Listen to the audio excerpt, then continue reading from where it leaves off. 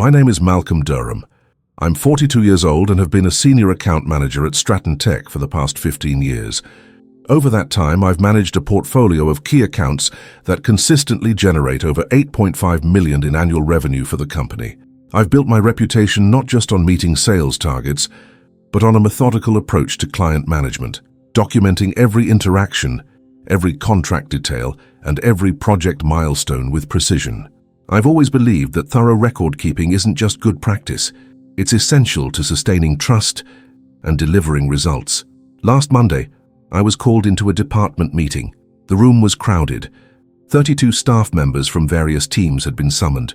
Normally, these meetings were routine, updates on project timelines, new policy reminders, or quarterly performance reviews. But there was something different in the air this time, an unusual tension that I quickly sensed but didn't yet comprehend. As I entered the conference room, Ethan Caldwell, my division manager, was already standing by the front, his expression unreadable. Ethan had been with Stratton Tech for just over a year, newly promoted amid the company's ongoing acquisition talks. His management style was different from my previous bosses, more abrupt, less communicative, and increasingly focused on cutting costs. Without any preamble, Ethan addressed the group, then turned to me and announced that my client files were to be deleted from the company's CRM immediately. His reason was curt: redundancy. My files, he claimed, were no longer necessary, and the data tied to my accounts would be handled differently going forward. He proceeded to open the CRM system, and in full view of the entire department, began deleting my client files one by one. I remember feeling a mix of disbelief and detachment. There was no discussion, no prior warning, no clarification, just a cold, calculated erasure of years of work in front of dozens of colleagues. The deletion wasn't just a removal of data, it was a public statement, a professional humiliation intended to undermine my credibility and authority. But I didn't react openly. I didn't argue or protest. Instead, I nodded silently in acknowledgement. My expression remained calm, my demeanor professional. Inside, however, my mind raced. I began to calculate the implications of what I had just witnessed. Deleting client files without proper authorization or backup could have legal and contractual repercussions.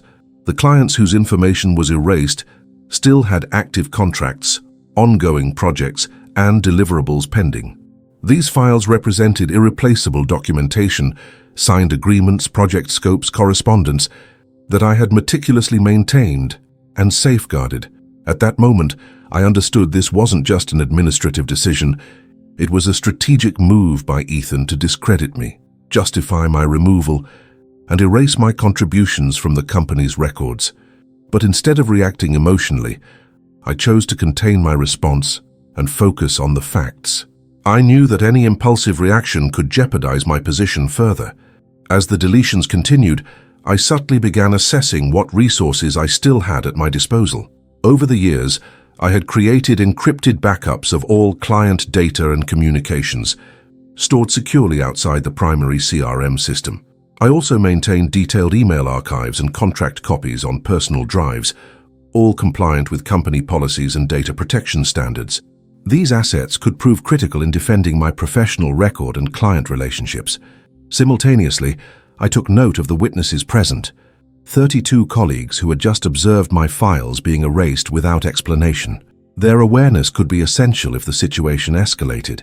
I mentally catalogued who among them might be sympathetic, who might be willing to corroborate the procedural irregularities I anticipated confronting. In that charged atmosphere, I made a silent commitment to myself. I would respond strategically, not reactively. I would transform this public act of sabotage into an opportunity to assert my professional integrity and protect my career. The path forward would require patience, meticulous documentation, and measured communication. With the meeting concluding and murmurs spreading among attendees, I remained composed, acknowledging Ethan's directive with a nod. Outwardly, I accepted the situation. Inwardly, I was already mobilizing the next steps, reviewing contracts, assessing legal protections, and planning how to leverage my portfolio and relationships to safeguard my position and reputation. That day marked the beginning of a complex challenge. an orchestrated attempt to erase my professional contributions and force me out quietly. But I was determined to approach it with the same strategic discipline and professionalism that had defined my 15 years at Stratton Tech. From this point, every action would be deliberate, calculated, and backed by evidence. I was ready to navigate the storm without losing sight of the ultimate goal, securing my rights and emerging stronger on the other side. Over the past 15 years at Stratton Tech, I've developed what's widely regarded as the company's largest and most valuable client base. Managing 47 active accounts, my portfolio consistently generates around $8.5 million annually. Each contract averages roughly $180,000 per year, representing a diverse mix of industries, from financial services and healthcare to manufacturing and technology startups. My role has always been to ensure these clients receive exceptional service, but more importantly, to build lasting partnerships grounded in trust and transparency. That approach demanded not only business acumen, but an unwavering commitment to detail. What set me apart was my insistence on meticulous documentation. Every client interaction was logged, every email thread organized and archived, every contract scanned, encrypted, and backed up securely.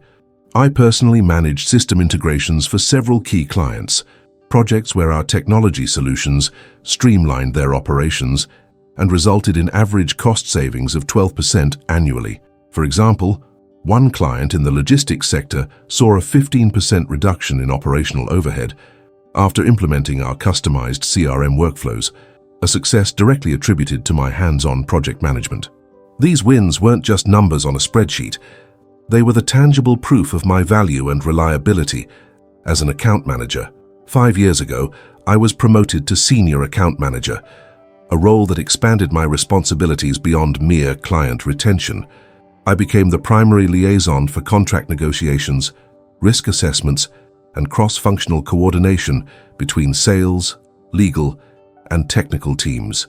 Handling 47 accounts meant I was regularly negotiating contracts averaging $180K annually, which required a deep understanding of not only client needs, but also Stratton's compliance standards and legal frameworks. Each signed contract included precise scopes of work, detailed deliverables, timelines, and penalty clauses for non-compliance.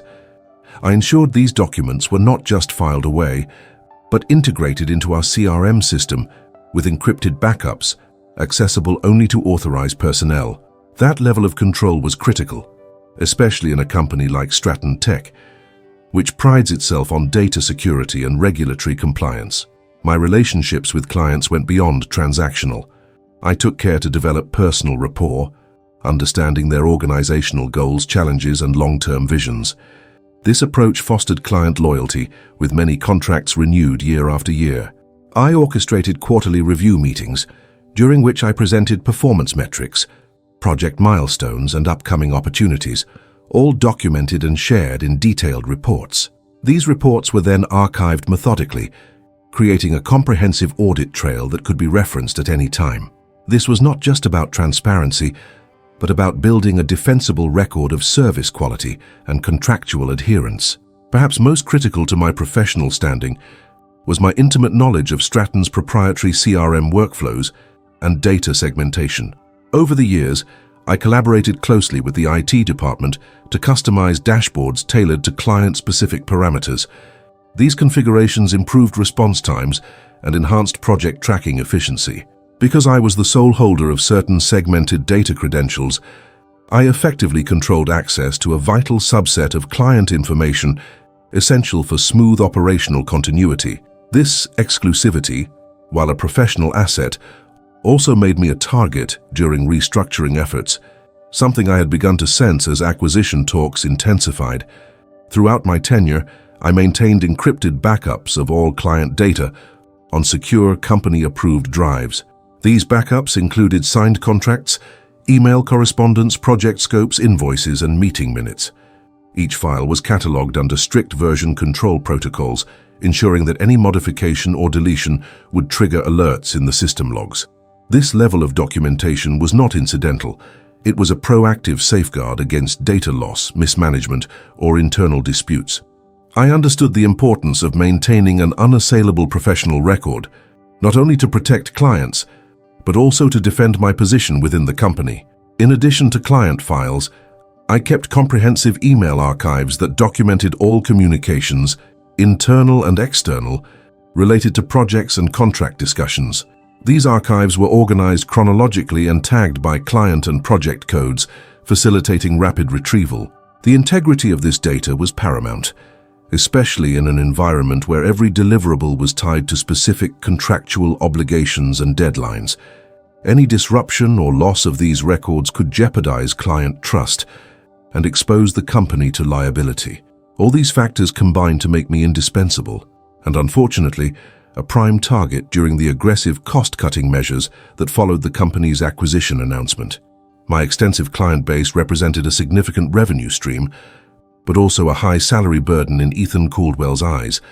He likely saw me as a costly asset to be eliminated in favor of a cheaper replacement, without fully appreciating the complex ecosystem of client relationships, contractual commitments, and data management that underpinned my role. As the deletion of my files unfolded in that meeting, I was acutely aware that years of painstakingly built trust, documented evidence, and strategic client management were being dismissed with a few keystrokes. But I also knew that these assets were not confined to the CRM alone. My encrypted backups, contract archives, and email records were intact and under my control. These resources represented both my professional legacy and my leverage. In essence, my value to Stratton Tech was not just in the revenue generated, but in the comprehensive, documented system of client engagement I had created and maintained. This system was my professional armor. It was designed to withstand challenges, to protect client interests, and ultimately, to ensure that my expertise and integrity could not be erased so easily. That realization fueled my resolve to respond not with impulsive emotion, but with calculated strategy, building a case grounded in facts, documentation, and legal protections. In summary, my 15 years at Stratton Tech were defined by an unwavering commitment to client success through meticulous management and detailed documentation. This foundation was far more than a job description. It was a professional standard I upheld to safeguard my clients, my reputation, and my career. And now, in the face of blatant sabotage, those very standards were the tools I would use to navigate the challenges ahead. Ethan Caldwell's arrival as division manager was relatively recent, barely 6 months before the acquisition talks accelerated. From the outset, it was clear he operated under a different set of priorities than his predecessors. Where previous leadership had emphasized client retention and employee development, Ethan's mandate was unmistakably focused on cost reduction and streamlining operations. The pressure from upper management to demonstrate quick financial improvements was intense, no doubt amplified by the looming acquisition. He was tasked with right-sizing the division, and his approach was blunt. His strategy quickly became apparent: identify the highest-paid managers and reduce headcount accordingly. Given my 15-year tenure and seniority, I was an obvious target. Ethan saw my salary, and by extension my compensation package including bonuses and benefits, as excessive relative to his budget goals. There was no consideration of the revenue I generated or the strategic value I added.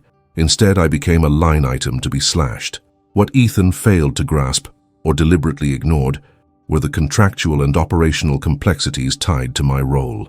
My employment contract included a 12-week severance clause, which guaranteed me a substantial payout if terminated without cause. This severance was protected under company policy and legally binding. Moreover, the contract contained non-compete and confidentiality clauses that were designed to protect the company's proprietary client data and intellectual property.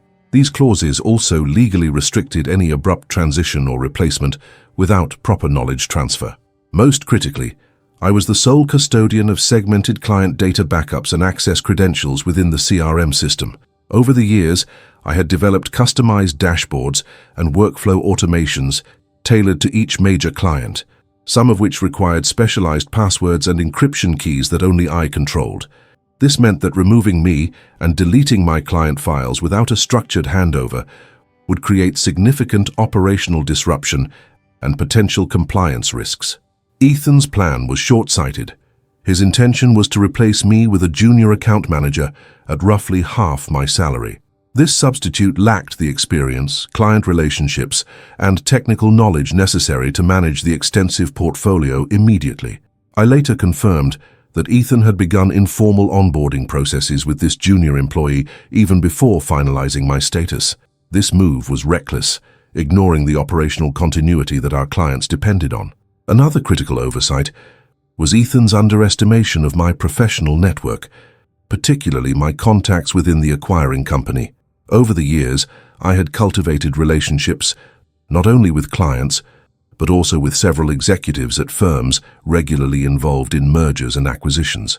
My reputation for integrity and reliable client stewardship was well known. These relationships could and would be leveraged to counteract any attempt to sideline me quietly. Ethan's aggressive cost-cutting mindset also led him to disregard company data governance policies. By unilaterally deleting client files, he risked violating contractual obligations with clients, some of whom mandated data retention and confidentiality standards through signed agreements worth over $3 million annually.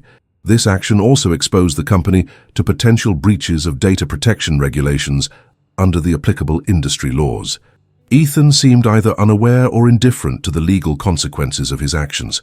Moreover, Ethan's approach ignored the human element, my professional standing within the company and the wider industry. The senior account manager role was not easily replaced by simply deleting files and hiring cheaper staff. The complexity of client relationships, ongoing integration projects, and multi-phase deliverables required a level of expertise and trust that took years to build. This was not a quick fix for cost reduction, but a high-risk gamble that could backfire. In retrospect, Ethan's plan appeared motivated more by fear and personal ambition than sound management. The acquisition put his position in jeopardy, and eliminating high-cost employees seemed like a way to demonstrate immediate value to his superiors. Unfortunately for him, this tactic overlooked the legal safeguards binding the company and the operational realities of my role. It also underestimated my resolve and preparedness to defend my position strategically. As I processed these insights during the meeting, it became clear that Ethan's decision to publicly delete my client files was not just a symbolic act of intimidation. It was a calculated move to justify my removal and preempt my claim to severance and other rights. But his miscalculations gave me leverage. I retained exclusive control of critical data backups and documentation, and I had the contractual protections to demand compliance. Most importantly, Ethan failed to appreciate that professional reputation and documented evidence could counterbalance his aggressive tactics. The years of rigorous documentation I maintained, including signed contracts, encrypted backups, email threads, and detailed project scopes, were more than just records. They were my professional currency and shield. This realization shaped my immediate response strategy. Rather than react impulsively, I would systematically assess the legal and operational implications and prepare to use my documented evidence as leverage. Ethan's cost-cutting gambit had underestimated the complexity and binding nature of my role. The battle ahead wouldn't just be about salaries and files. It would be about contractual rights, data integrity, and professional reputation, and I intended to engage on those terms. After the meeting, I immediately turned my attention to verifying the extent and legality of Ethan's actions. The first step was to review the formal termination notice I had received earlier that morning, a brief, impersonal email from HR stating my role was being phased out, effective immediately, citing organizational redundancy. But nowhere in that document was there any mention of the deletion of client files or the proper procedures for data handling during termination. It was a vague dismissal that omitted critical operational realities. Next, I accessed the company's system audit logs, the CRM's back-end activity records maintained by IT security. These logs recorded every action taken on client files, including timestamps, user IDs, and changes made. Scrolling through the entries for that morning, I confirmed that Ethan personally initiated and executed the deletion of my entire client portfolio from the CRM database, starting at 9:15 a.m. and completing the purge in under 10 minutes. There was no documented authorization from upper management or IT oversight, which was a clear violation of Stratton Tech's internal data governance policies. Stratton Tech had strict data retention policies designed to protect client information and comply with industry regulations, including the requirement that all client files be archived for a minimum of 7 years and that any deletion be preceded by formal approval and proper backup procedures. Ethan's unilateral deletion bypassed every one of these controls. More importantly, it breached confidentiality agreements embedded within my client's contracts. These agreements explicitly mandated that client data be protected, securely stored, and accessible for ongoing project management and compliance audits. Destroying these files without client notification or consent exposed the company to significant contractual liability. To quantify the financial stakes, I cross-referenced the client list affected by the deletion with my portfolio records. The contracts impacted generated at least $3.2 million in annual revenue for the company. Losing access to these files didn't just jeopardize internal record keeping, it threatened to disrupt active projects, delay deliverables, and erode client trust. The potential fallout could trigger breach of contract penalties, jeopardize renewal negotiations, and invite regulatory scrutiny. Digging deeper into internal communications, I discovered a series of emails between Ethan and HR's lead manager, Susan Phillips, exchanged just days before the meeting. The tone was transactional and secretive. Ethan outlined his intention to remove redundant personnel and associated data, explicitly aiming to prevent severance claims and minimize transition costs. Susan's responses acknowledged the plan, but raised concerns about legal risks, emphasizing the need for formal notices and data protection compliance. Ethan dismissed these warnings, instructing her to proceed quietly and swiftly. This correspondence revealed a coordinated effort to sidestep company policies and legal safeguards. Parallel to this, I confirmed that a junior account manager, Lisa Nguyen, had been informally moved into my accounts without proper knowledge transfer or data access rights. Lisa's onboarding emails mentioned her limited access to client data and her struggles to retrieve critical files, reflecting the operational disruption Ethan's actions had caused. This premature handover not only risked client dissatisfaction, but also violated internal role transition protocols designed to ensure continuity. From a strategic perspective, these findings exposed multiple layers of misconduct. Ethan's actions didn't merely constitute managerial overreach. They amounted to deliberate sabotage, destroying vital company assets to justify my removal and deny me contractual severance and benefits. They also contravened fiduciary duties he owed to the company and its clients, exposing him and Stratton Tech to potential legal consequences. Recognizing the gravity, I began cataloging every piece of evidence: download logs, email threads, contract copies, and witness accounts from colleagues who attended the meeting and observed the deletion firsthand. These materials would form the foundation of a professional case to hold Ethan accountable and protect my rights. At the same time, I assessed the regulatory environment. Stratton Tech operated under data protection laws requiring strict controls over sensitive client information. Unauthorized deletion risked triggering compliance investigations by industry watchdogs and data privacy authorities. This external oversight presented additional leverage points to pressure the company and Ethan into resolution. Despite the pressure, I maintained a calm and methodical approach. Publicly, I remained composed, avoiding confrontation. Privately, I mapped out the potential ramifications and aligned my next steps accordingly. The deletion logs and contractual breaches were not just proof of wrongdoing, but strategic ammunition. This thorough review confirmed what I had suspected from the start. Ethan's unilateral deletion was a reckless, unauthorized act, violating both internal policies and client contracts. But more importantly, it confirmed that I held leverage in the form of documented evidence, client relationships, and regulatory protections that could be mobilized to counteract his attempt to dismantle my career quietly. With this clarity, my focus shifted to building a robust professional response that combined legal, operational, and relational strategies. I was no longer reacting to an impulsive act. I was preparing to engage systematically to protect my clients, my reputation, and my contractual rights. The situation was precarious, but with evidence firmly in hand, The path forward was clear. After confirming the full scope of Ethan's misconduct, through meticulous review of the deletion logs, company policies, and contractual obligations, I knew my next move demanded specialized legal expertise. I scheduled a consultation with Greg Hoffman, an employment lawyer renowned in corporate circles for handling complex termination disputes and contractual breaches.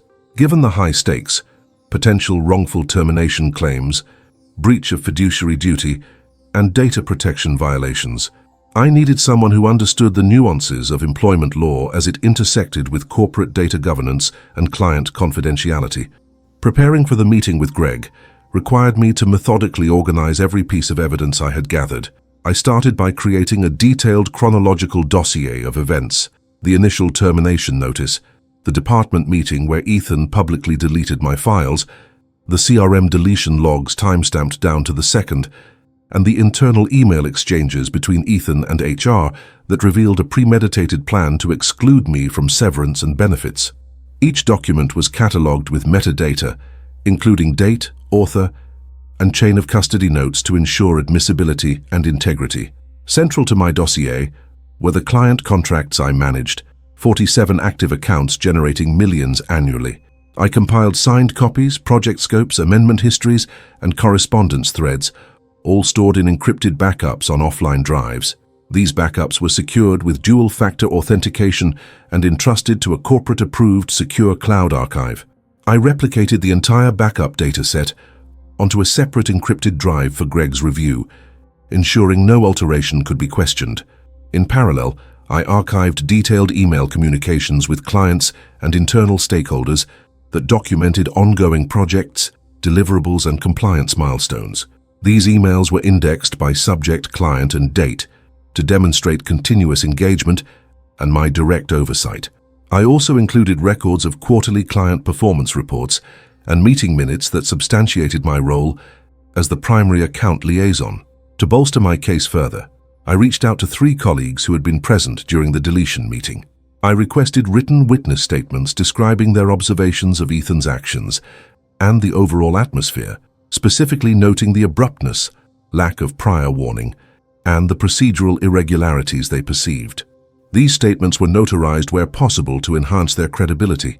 Before the meeting with Greg, I drafted a succinct yet comprehensive summary of my professional standing, detailing my tenure, client portfolio value, and the operational risks posed by Ethan's unilateral deletion. I highlighted the contractual severance clause guaranteeing 12 weeks' pay, the non-compete stipulations, and the company's internal data retention policies mandating secure archival and controlled deletion procedures. This summary framed the legal context and underlined the multiple layers of breach. During our consultation, Greg meticulously reviewed the chronological dossier and corroborated documentation. He identified clear violations. The unauthorized deletion of client data constituted a breach of fiduciary duty and potentially a violation of data protection laws. Ethan's disregard for the severance clause and covert plans to onboard a junior replacement without formal transition protocols amounted to wrongful termination in bad faith. Greg emphasized the strength of the documented evidence, especially the CRM audit trails and client contracts, which clearly established ownership and responsibility. We strategized the next steps, filing a formal complaint with Stratton Tech's HR board to trigger an internal investigation, preparing for potential regulatory filings with data protection authorities, and drafting a legal notice to the company, asserting my rights and demanding immediate reinstatement of severance benefits and data restoration.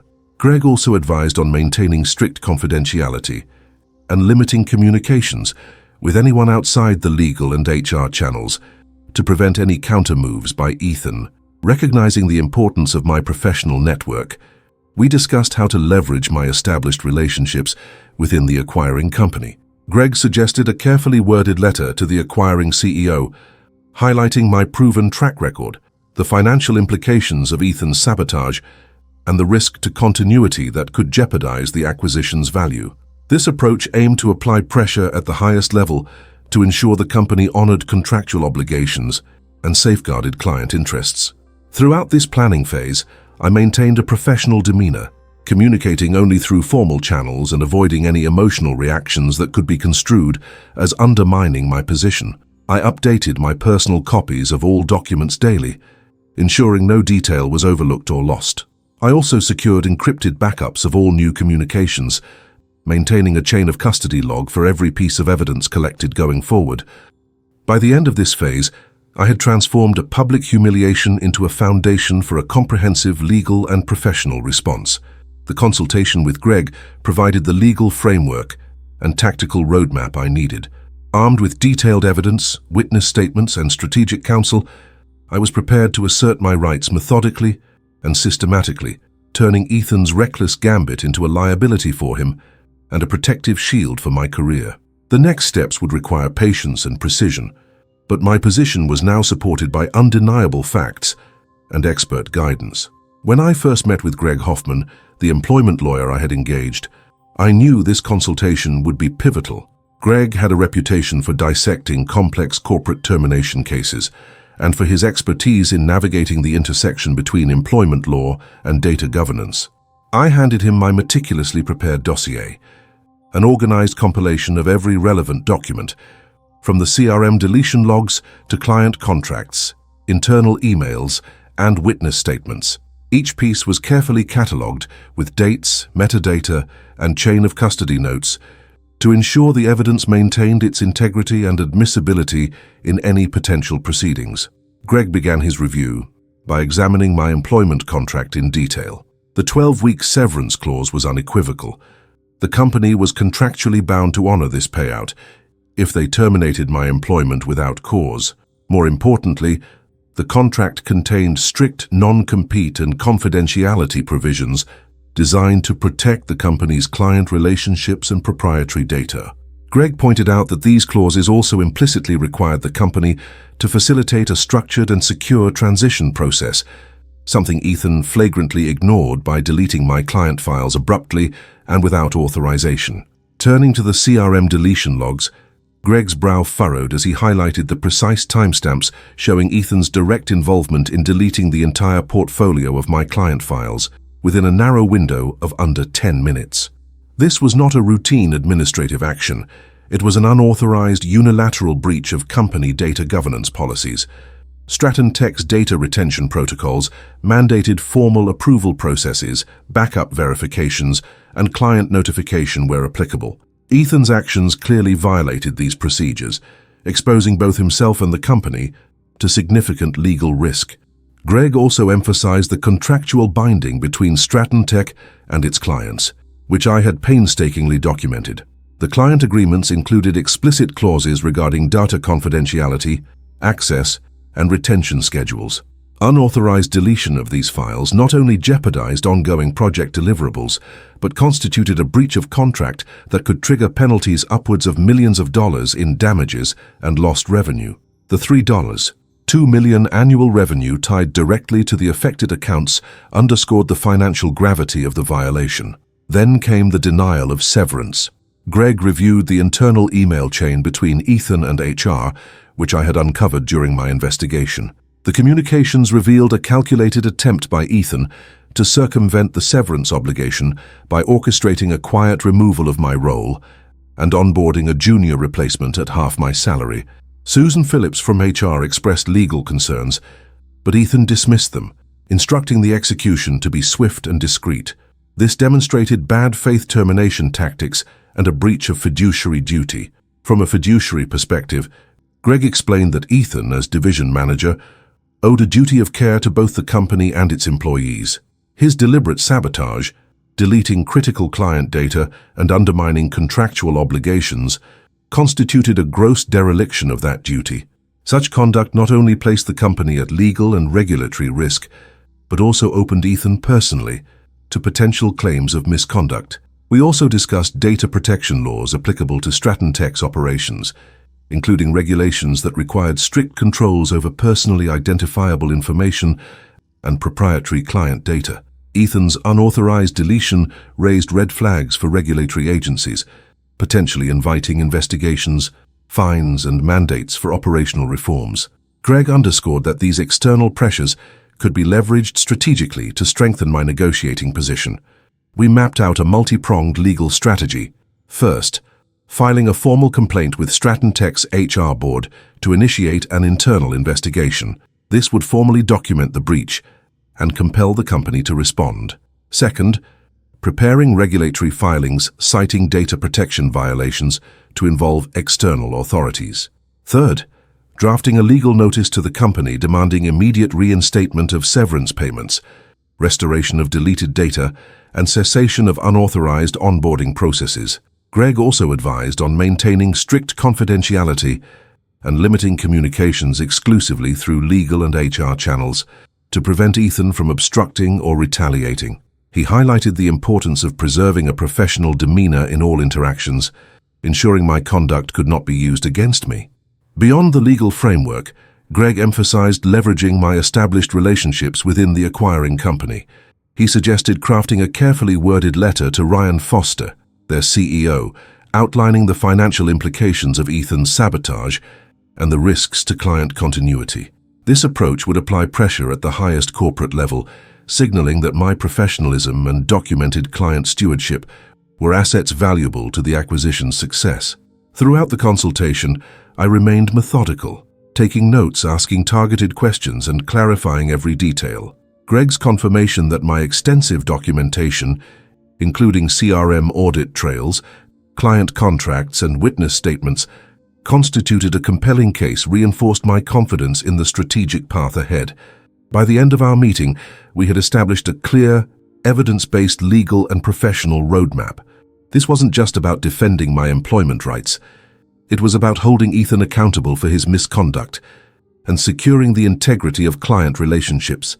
The situation remained precarious, but armed with Greg's counsel and my comprehensive documentation, I was ready to engage systematically, turning this public act of sabotage into a professionally executed response that would protect my career and reputation. Before taking any direct action or confronting Ethan or HR, I knew the importance of escalating this matter to the highest authority involved, the acquiring company's leadership. Their perspective and intervention could decisively influence the outcome, especially given the acquisition's sensitivity and the stakes involved. With Greg's counsel, I drafted a professional, thoroughly documented letter addressed to Ryan Foster, the CEO of the acquiring firm. The letter was precise and objective, outlining the situation factually without emotional language.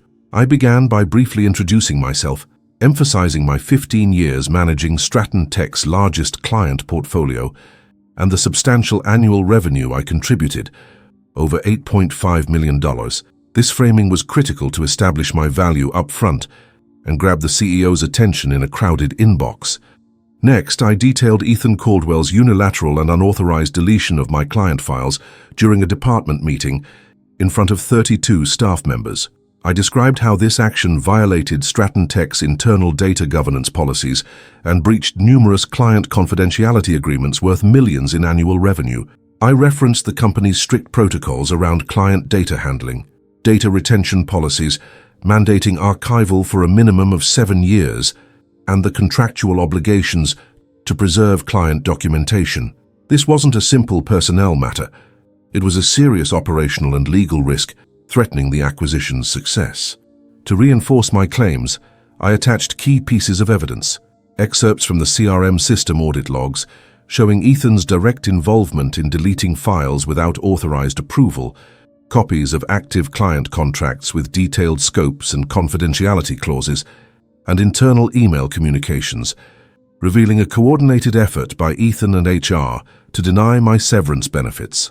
I also included notarized witness statements from colleagues who observed the deletion and could corroborate the procedural irregularities and hostile intent.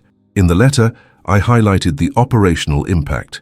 Ethan's deletion had already caused disruptions, with a junior replacement lacking access to critical data and clients expressing concerns over service continuity. I framed this not as a personal conflict, but as a risk to the acquiring company's investment and reputation, stressing that maintaining client trust and contractual compliance was paramount during the acquisition's transition phase. Critically, I seized the opportunity to propose a constructive path forward. I formalized an offer to join the acquiring firm immediately in a role aligned with my expertise, backed by my proven track record managing these accounts. I included a signed non-disclosure agreement draft and a proposal for a $95,000 sign-on bonus as part of the transition. This offer was strategic.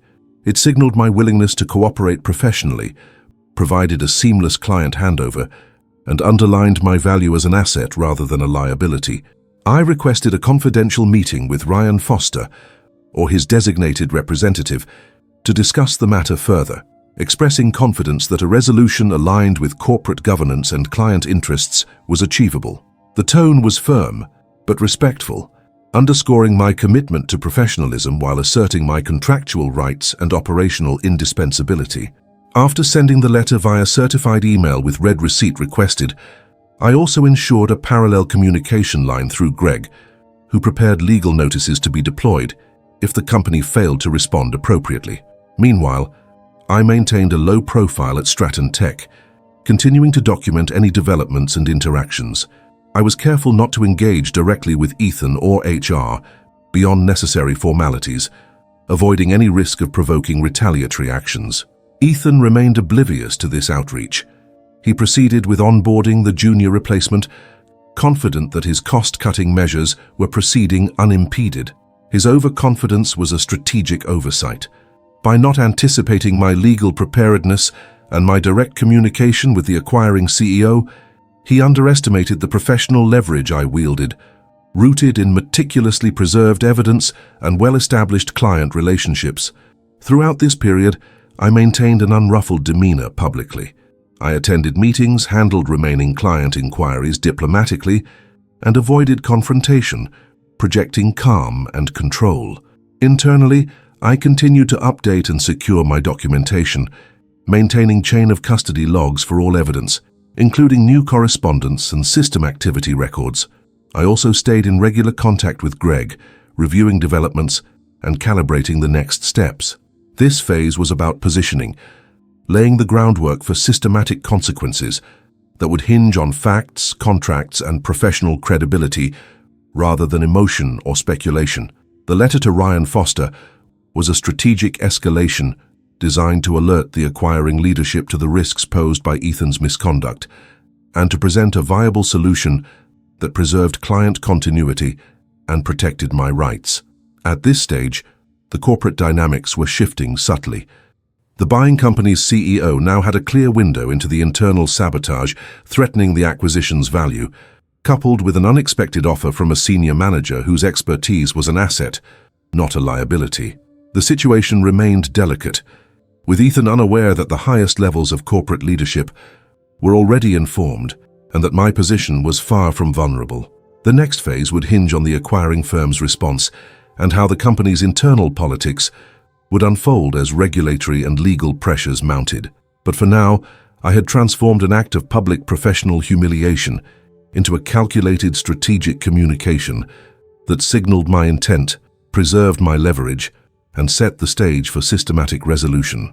Within just a few days of Ethan's reckless file deletion and my formal outreach to Ryan Foster, the operational fallout became unmistakably clear, and it began to ripple through the company's day-to-day functions. Ethan's replacement, Lisa Nguyen, despite her earnest efforts, quickly found herself overwhelmed by the proprietary client data she couldn't access. Without the segmented credentials and encrypted backups that only I controlled, Lisa was effectively navigating blind. The customized dashboards I had developed, designed for granular tracking of client deliverables, billing milestones, and integration phases, were now either missing or corrupted. This wasn't a minor inconvenience. It was a systemic failure that jeopardized the continuity of service for some of Stratton Tech's most valuable clients.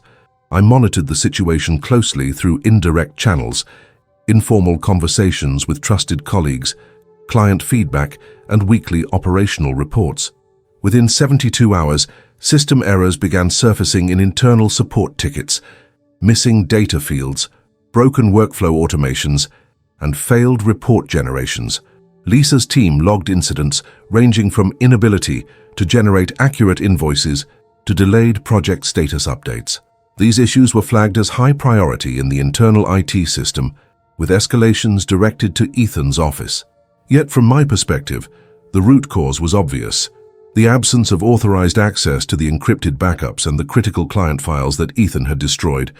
Simultaneously, I started receiving unexpected direct outreach from several key clients, contacts I had cultivated over the years. Despite having no official role at that moment, they reached out via email and phone, expressing concern over delays and disruptions in service levels. Some clients reported confusion when their usual points of contact failed to respond with the customary depth of knowledge about ongoing projects. One client's CTO, whom I knew personally, sent a message highlighting missed deadlines and requesting urgent clarification. These communications were a stark indicator that Ethan's attempt to quietly right-size operations was backfiring, risking client relationships built over nearly a decade. Aware of these developments, I maintained professional distance but responded selectively, offering clarifications only where necessary and always through formal channels to avoid any appearance of undermining internal processes. I carefully documented all client communications, preserving timestamps and content integrity, knowing these would strengthen my position should disputes escalate.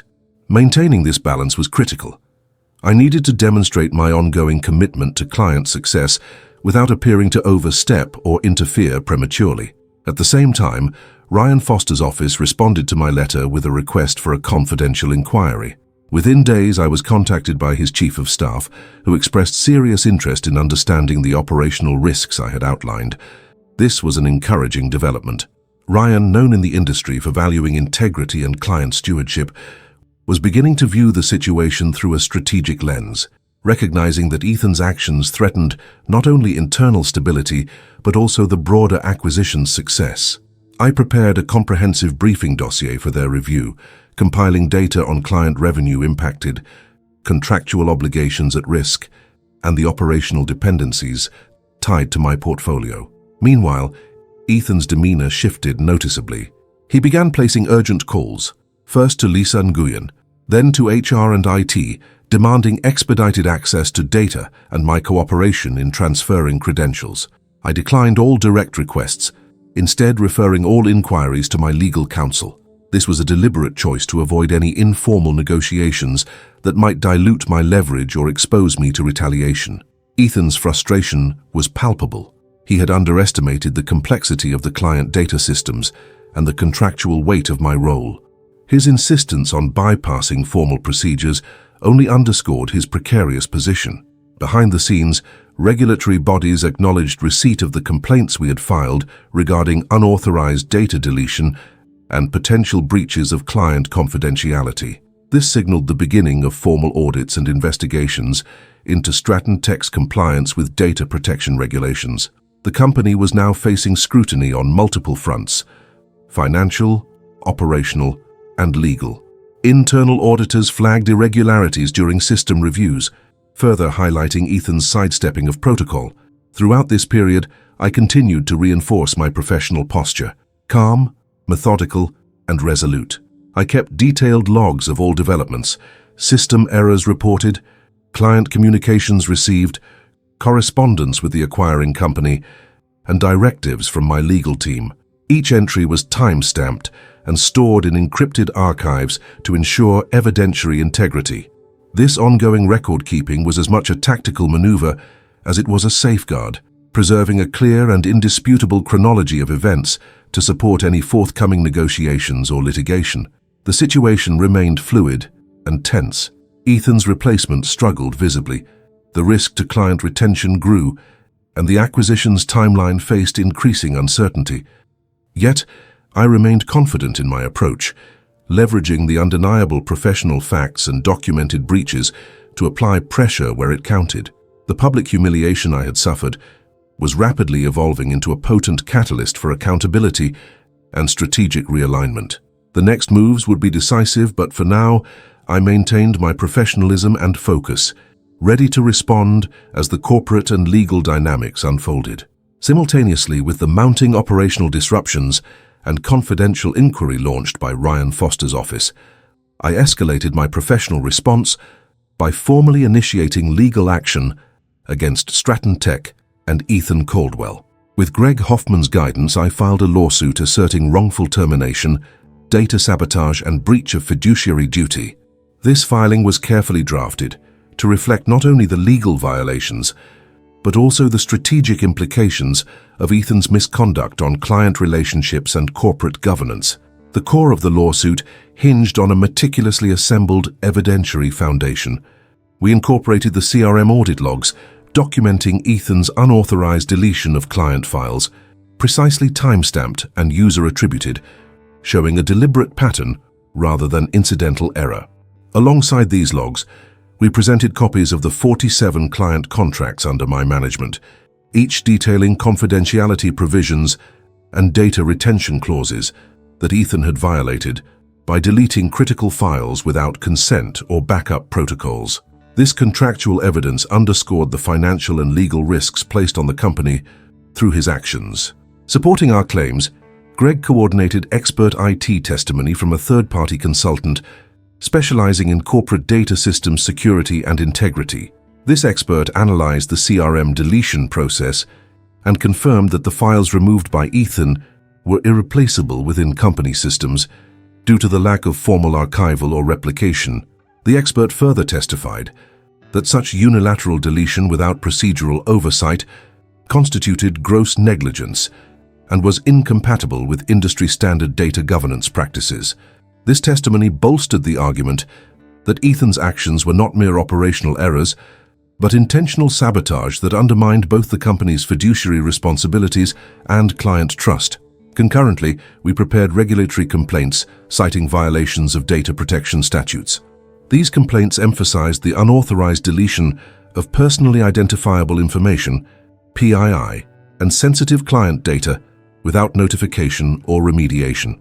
The filings flagged Stratton Tech for non-compliance with relevant industry standards, potentially triggering audits and sanctions from data protection authorities. By activating this regulatory pressure, we aim to compel the company toward corrective action while reinforcing the severity of Ethan's misconduct. Throughout this process, I maintained thorough documentation of all legal filings, correspondence with counsel, and interactions related to the case.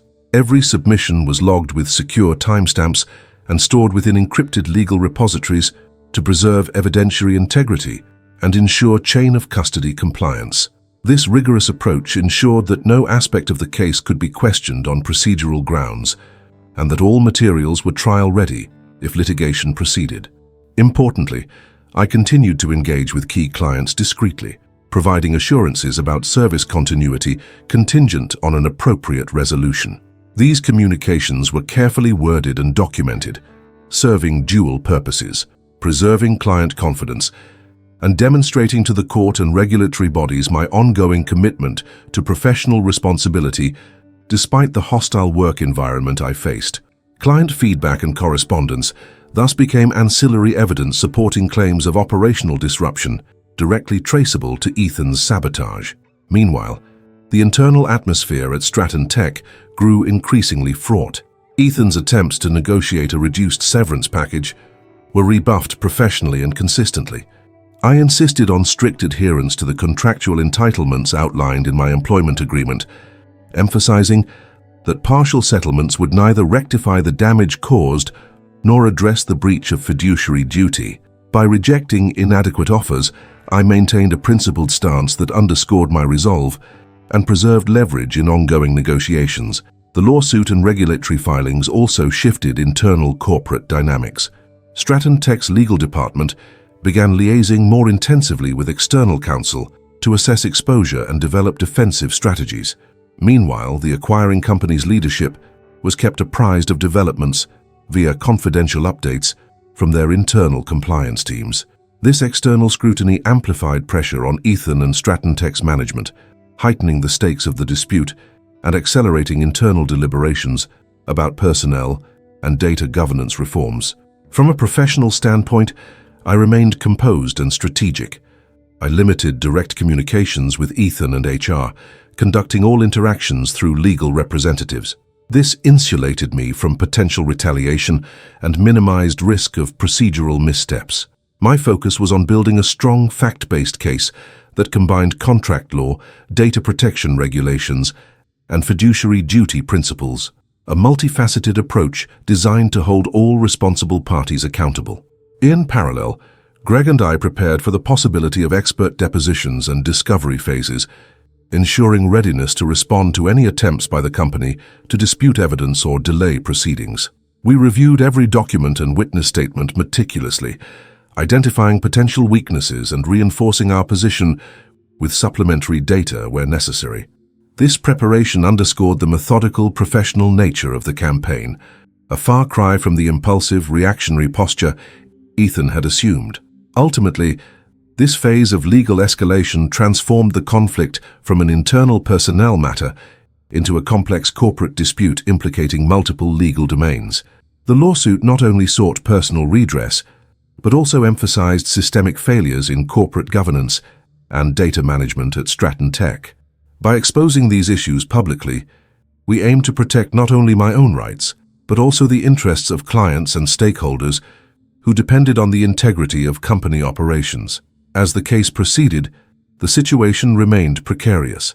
While the formal legal process advanced, the business risk to Stratton Tech increased, and Ethan's position became more tenuous. Nevertheless, I continued to exercise professional discipline, documenting developments, preserving evidence, and coordinating closely with legal counsel, ensuring that every strategic move was deliberate and supported by incontrovertible facts. This systematic approach was essential to converting a moment of professional sabotage into a platform for justice and career preservation. The ripple effects of Ethan's reckless conduct began to accelerate rapidly, and it became evident that the firm itself was facing grave consequences beyond my personal dispute. Within days of the lawsuit filing and regulatory complaints, Stratton Tech's internal compliance and legal teams were forced into damage control mode. The company initiated an independent internal investigation, appointing a panel of senior executives and external auditors to examine the scope and impact of Ethan Caldwell's actions. As part of this process, Ethan was immediately suspended from his managerial duties, pending the outcome of the inquiry. This suspension was a clear signal that the leadership took the allegations seriously and that the breach of protocol was not being swept under the rug. The investigation exposed multiple layers of systemic failure tied directly to Ethan's decisions. His unilateral deletion of client files had violated Stratton Tech's stringent data governance policies and exposed the company to regulatory scrutiny under federal data protection laws. The regulatory bodies responsible for overseeing corporate data security launched their own inquiries, which culminated in preliminary findings that confirmed breaches of client confidentiality and unauthorized data destruction. Based on these findings, Stratton Tech was subject to penalties estimated at $150,000, a financial hit that underscored the severity of the compliance failures. Beyond monetary penalties, the reputational damage to Stratton Tech began to surface internally and externally.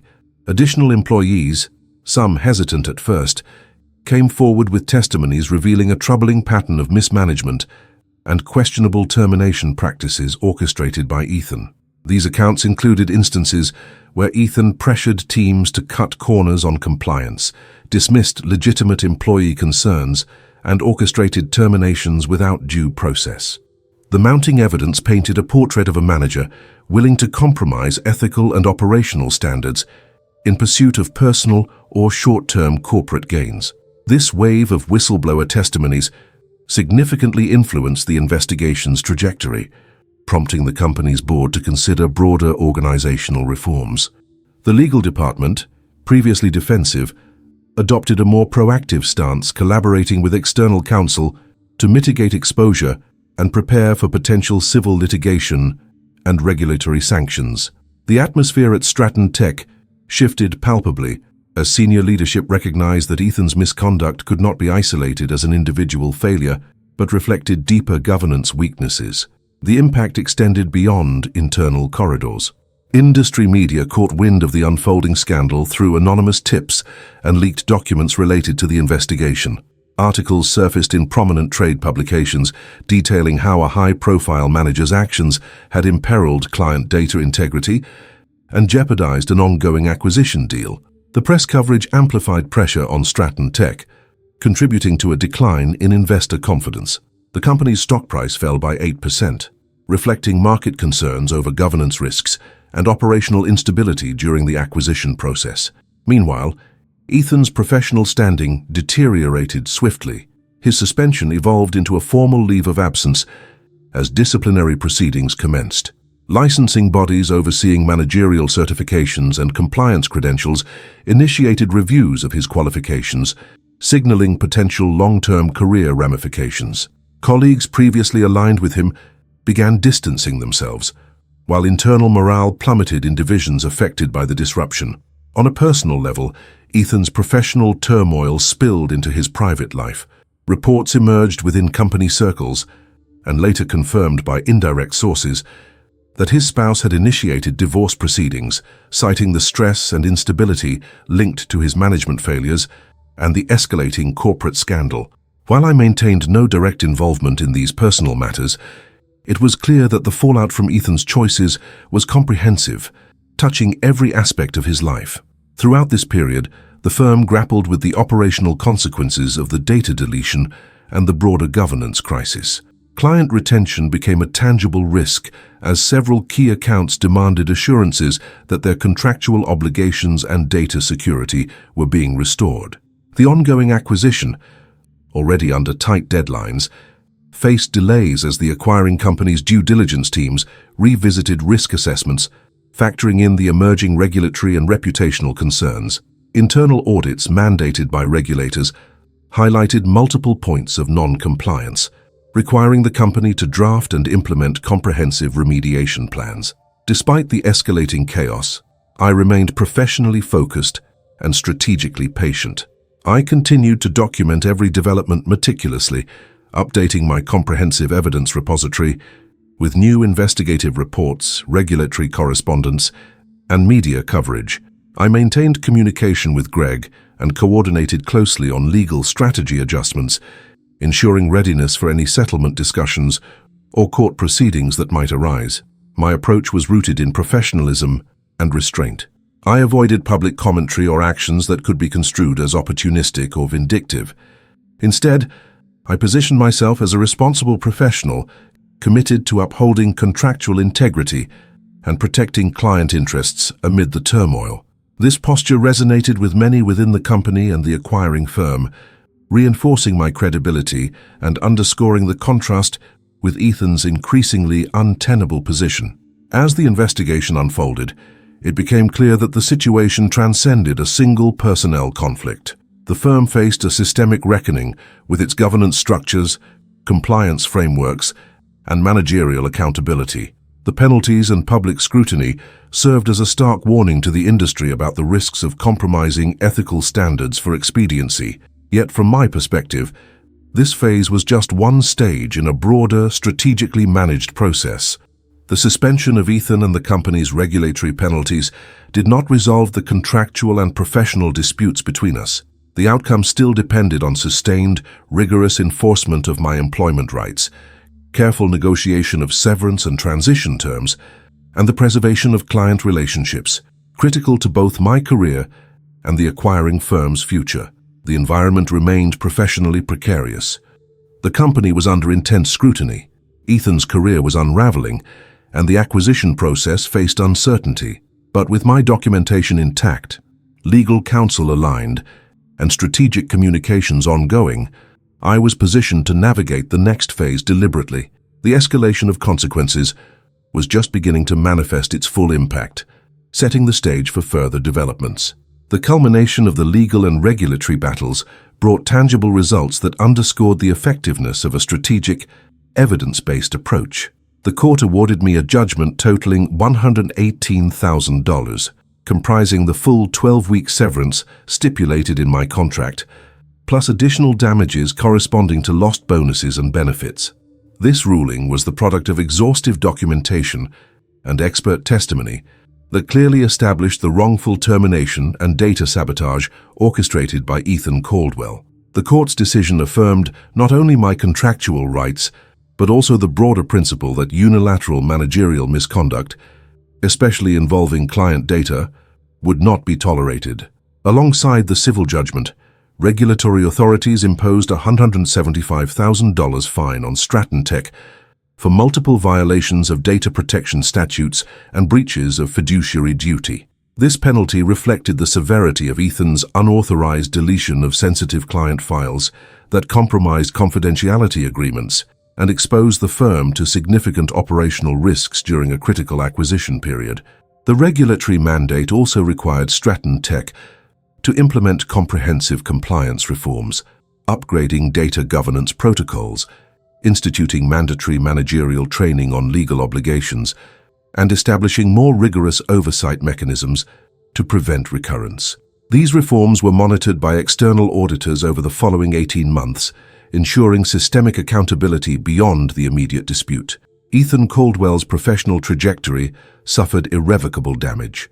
The internal investigation led by the company's board concluded that his actions constituted gross misconduct and a breach of fiduciary duty. As a result, he was formally dismissed from Stratton Tech and effectively blacklisted within the industry. Licensing bodies responsible for overseeing managerial certifications initiated revocation proceedings, citing ethical violations and failure to uphold corporate governance standards. The public exposure of his conduct through trade publications and legal filings further eroded his professional credibility, making future managerial roles in similar firms highly unlikely. Meanwhile, Ryan Foster, CEO of the acquiring company, publicly acknowledged my professionalism and the indispensable value I brought to client management and operational continuity. In a confidential meeting arranged shortly after the court's ruling, Ryan offered me a senior client strategist position within the new corporate structure, accompanied by a $95,000 sign-on bonus and an equity stake representing 2% ownership. This offer recognized not only my expertise, but also my strategic handling of the crisis, which preserved client relationships and protected the acquisition's long-term viability. Accepting this role aligned with my career objectives, providing both financial advancement and expanded influence over client success initiatives. The impact of the case extended beyond my personal vindication. It quickly became a reference point in corporate governance seminars and industry conferences, illustrating the critical importance of meticulous documentation, contractual awareness, and legal recourse in protecting professional integrity. Compliance officers and senior managers from multiple firms cited the situation as a cautionary tale, prompting reviews and updates of data retention policies, termination procedures, and managerial accountability frameworks. Stratton Tech itself underwent a thorough restructuring of its executive oversight protocols, influenced directly by the regulatory findings and the public exposure generated. Despite the professional satisfaction and clear positive trajectory, the situation remained a complex landscape. The acquisition process had been delayed, and client confidence required ongoing reassurance through enhanced service protocols led by my new team. I continue to work closely with legal and compliance advisors to monitor implementation of mandated reforms and to ensure that the lessons from the dispute were fully integrated into corporate culture. The balance between leveraging the victory and maintaining operational focus was delicate, demanding continued vigilance. Throughout this period, I reflected on the strategic patience and disciplined professionalism that had been essential.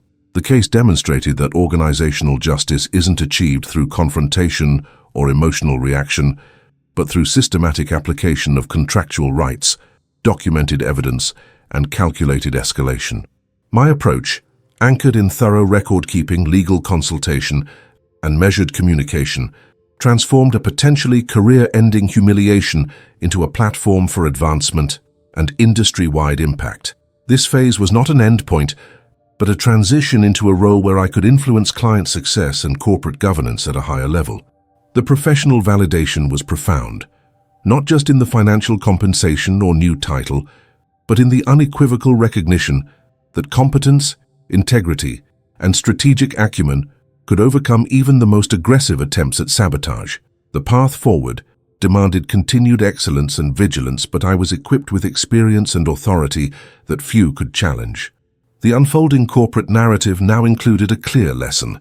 When professionalism is combined with preparation and patience, justice follows. Now, as I settle into my new role with the acquiring firm, the landscape feels markedly different, more stable, yet demanding in new ways. I'm leading a client success division, a promotion accompanied by a 25% increase in salary and a 2% equity stake in the company. This isn't just a financial upgrade. It's a concrete acknowledgement of my expertise and the value I bring to the table. The equity stake signifies trust in my long-term contribution, aligning my interests with the company's growth and success. It's a clear contrast to the abrupt and dismissive treatment I endured under Ethan Caldwell at Stratton Tech, where professionalism was disregarded and strategic sabotage attempted. In this leadership position, my daily work is grounded in the principles that guided my previous role, but amplified by greater resources and broader responsibilities. I oversee a team dedicated to maintaining and expanding client relationships, ensuring service excellence and driving operational efficiencies. My knowledge of detailed contractual obligations and data governance protocols remains central, but now I apply it not only to manage accounts, but to influence company-wide client strategies and compliance initiatives. This elevated scope challenges me intellectually and strategically, but I welcome it. It's the kind of role I had aspired to, precisely because it matches my professional discipline and values. One of the most tangible improvements since the transition is my work-life balance. The toxic environment I left behind, punctuated by Ethan's public humiliation and underhanded tactics, gave way to a culture that respects professional integrity and values transparent communication. Resources are better allocated, and the leadership team actively promotes ethical management practices. This cultural shift reduces unnecessary stress and allows me to focus on what matters, delivering consistent results for clients and the company. I've reinstated structured weekly reviews with my team, emphasizing documentation and accountability, principles I championed at Stratton Tech, but now find fully supported and embraced. Reflecting on this journey, it's clear that meticulous documentation and strategic patience were not merely defensive tools but foundational to my professional resilience and ultimate success. The contracts I maintained, the encrypted backups I created, the email threads carefully archived, all these were more than administrative chores. They constituted a robust evidentiary framework that underpinned my claims during the dispute and served as leverage in negotiations. This experience reaffirmed my belief that thoroughness is a form of professionalism that safeguards both client interests and personal career longevity. The calm, measured approach I adopted, despite the provocation of public humiliation, was pivotal. Rather than reacting emotionally, I prioritized methodical evidence gathering, legal consultation, and strategic communication. This discipline signaled to key stakeholders, especially Ryan Foster and his executive team, that I was a reliable, steady professional who could be trusted to navigate turbulence without compromising client relationships or corporate compliance. In corporate environments increasingly shaped by mergers and acquisitions, such traits are invaluable and often scarce. Moreover, this episode underscored the importance of understanding one's contractual rights thoroughly. The 12-week severance clause, the non-compete agreements and data security provisions in my employment contract were not abstract legalese, but essential protections. They afforded me time and leverage to negotiate from a position of strength and ensured that the company was legally bound to honor my entitlements. Recognizing and asserting these rights decisively changed the power dynamics with my adversary and ultimately preserved my professional dignity and financial security. Looking ahead, my role at the acquiring firm positions me to effect positive change not only for clients, but also in shaping governance protocols and ethical standards. The reforms mandated following the regulatory investigations have opened avenues for me to contribute to enhanced compliance frameworks and professional development programs. Drawing from my experience, I actively mentor colleagues on best practices in documentation, client engagement, and strategic dispute avoidance. This proactive involvement is both rewarding and a strategic investment in the company's culture and reputation. While the scars of the conflict remain a reminder of the challenges I faced, they serve more as professional lessons than personal setbacks. The case has solidified my standing in the industry, earned me respect from peers and leadership alike, and expanded my network. Awards and recognitions have followed not just as acknowledgements of past achievements, but as validations of a professional ethos rooted in competence, integrity, and resilience. Ultimately, this chapter in my career emphasizes that justice in corporate environments is rarely about swift victories or dramatic confrontations. Instead, it rests on the patient accumulation of facts, the consistent application of contractual and legal protections, and the maintenance of a composed professional demeanor under pressure. My journey from public humiliation to a leadership role with equity highlights the transformative power of strategic professionalism. It's a testament to the enduring value of preparation, patience, and principled action. The path is ongoing, challenges will continue, and the corporate landscape remains dynamic and sometimes unpredictable. But I now operate from a position of strength and respect, equipped with the experience and authority to navigate complexities confidently.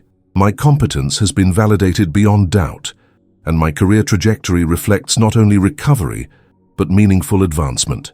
It is a narrative of professional resilience, earned through discipline and strategy, that I carry forward with purpose and conviction.